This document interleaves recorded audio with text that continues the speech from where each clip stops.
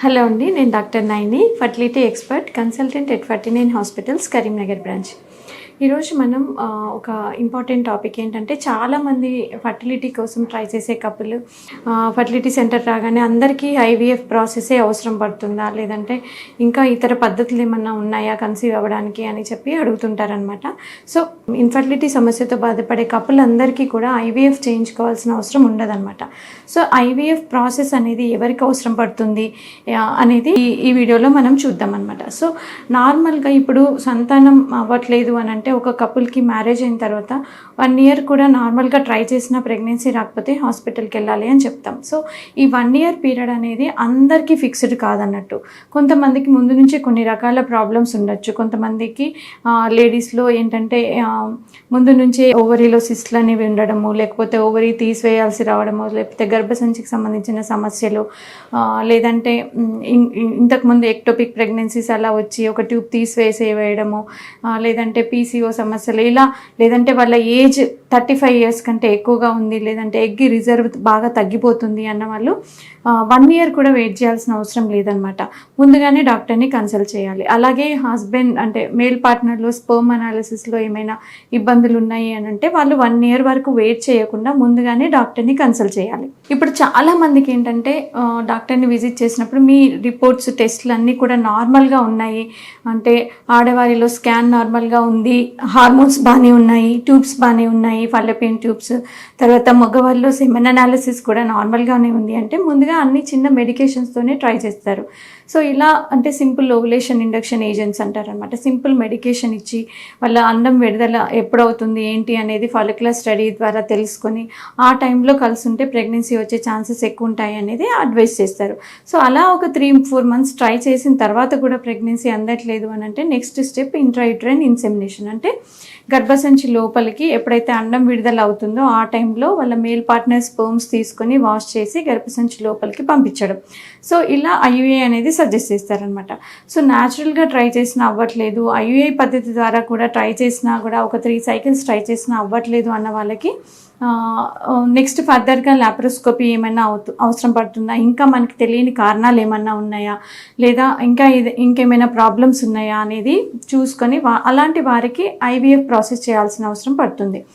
ఇకపోతే ఇంకా IVF process అనేది ఇంకా ఎవరికి అవసరం పడుతుంది అని అంటే మెయిన్గా ఎవరైతే లేడీస్లో ట్యూబ్స్లో ప్రాబ్లమ్స్ ఉన్నాయి అనుకోండి, ఫాలోపియన్ ట్యూబ్స్ అనేవి పనితీరు సరిగ్గా లేదు, బ్లాక్ ఉంది, లేకపోతే ట్యూబ్స్లో వాప్ ఉంది అని అంటే అలాంటి వారికి ఖచ్చితంగా ఐవీఎఫ్ ఆర్ ఇక్సీ పద్ధతి అవసరం పడుతుంది. లేదంటే ఇంకా లేడీస్లో ఎవరికైతే ఎగ్ రిజర్వ్ బాగా తక్కువగా ఉంది, లో ఏఎంహెచ్ అని అంటారు, యాంట్రల్ ఫాలిక్యులర్ కౌంట్ కూడా బాగా తక్కువగా ఉంది అన్న వాళ్ళకి, లేదంటే ఏజ్ ఎవరిదైతే ఎక్కువగా ఉందో అంటే 35 years క్రాస్ అయింది, మ్యారేజ్ అయ్యి చాలా సంవత్సరాలు అయింది, నార్మల్ మెడికేషన్స్ వాడిన ఐయుఐ ద్వారా కూడా కన్సీవ్ అవ్వలేదు అన్న వాళ్ళకి ఐవీఎఫ్ చేయాల్సిన అవసరం పడుతుంది.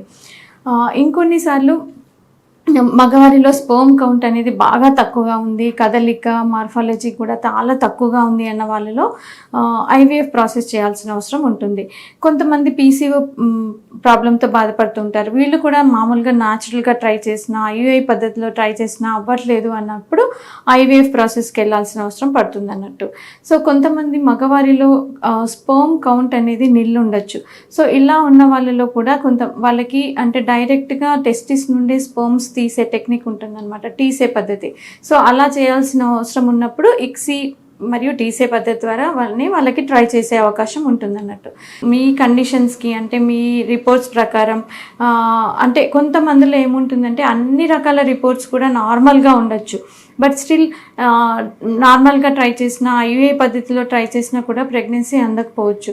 సో అలాంటి వాళ్ళకి ఐవీఎఫ్ సజెస్ట్ చేయొచ్చు. అప్పుడు మీకు అంటే ఎందుకు మా రిపోర్ట్స్ అన్నీ నార్మల్గా ఉన్నాయి, అన్ని టెస్టులు కూడా బాగున్నాయి, ఎందుకు మేము ఐవీఎఫ్ ప్రాసెస్ చేయించుకోవాలి అని చెప్పి అడుగుతుంటారు అన్నట్టు. సో మనకి ఏంటంటే ఇప్పుడున్న అవైలబుల్ టెస్ట్ల ప్రకారం, ఇప్పుడున్న పద్ధతుల ప్రకారం మనము కొంతవరకు మాత్రమే తెలుసుకోగలము.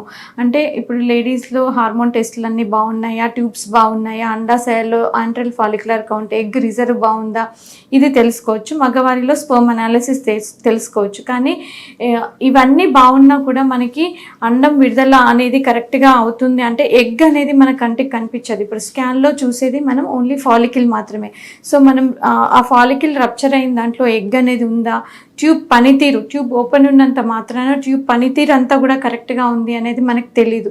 తర్వాత ఎగ్ క్వాలిటీ ఎట్లుంది అనేది కూడా మనకి ఏ టెస్ట్ ద్వారా తెలియదు. తర్వాత మనకి స్పర్మ్స్ లేడీ రిప్రొడక్టివ్ ట్రాక్ట్లో మనం వెజైనాలో డిపాజిట్ అయినవి ఎగ్ వరకు చేరుతుందా లేదా, ఇవన్నీ తెలుసుకోవడానికి స్పెసిఫిక్గా ఏ టెస్ట్లు లేవన్నమాట. సో మనకి అన్ఎక్స్ప్లెయిన్డ్ ఇన్ఫర్టిలిటీ అంటే అన్ని టెస్ట్లు నార్మల్ ఉన్నా కూడా న్యాచురల్గా కానీ ఐవీఐ పద్ధతిలో కానీ ప్రెగ్నెన్సీ అవ్వట్లేదు అని అంటే వాళ్ళకి కూడా ఐవీఎఫ్ ప్రాసెస్ సజెస్ట్ చేయడం జరుగుతుందన్నమాట.